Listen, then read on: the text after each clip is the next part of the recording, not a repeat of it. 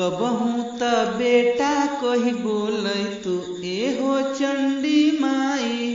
कबहू त बेटा कही बोलै तू एहो चंडी माई। श्रद्धा पुराई जैतू दर्शन कराई जैतू। कपड़ा धरी हाथ दूल रैतू एहो चंडी माई। कबहू त बेटा कही बोलै तू एहो चंडी माई।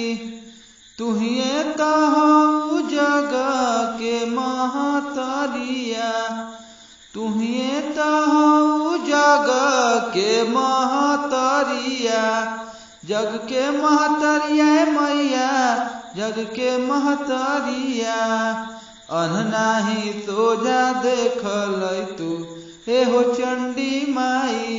कबहू त बेटा कही बोलै तू एहो चंडी माई।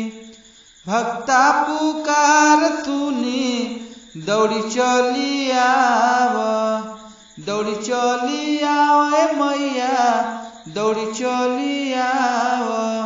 कब से हम ठाड़ चली तू एहो चंडी माई।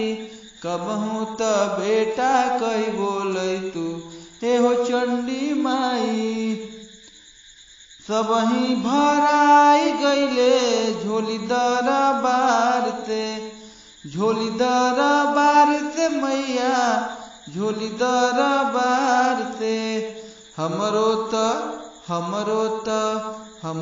त झोली भर जैतू एहो चंडी माई। कबहू त बेटा कही बोलै तू एहो चंडी माई। गाई सुनावे राना भजन पचरवा। गाई सुनावे राना भजन पचरवा।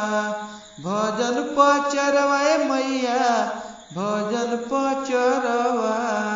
सुर में सुधार करी जैतू एहो चंडी माई। कबहू त बेटा कही बोलै तू एहो चंडी माई।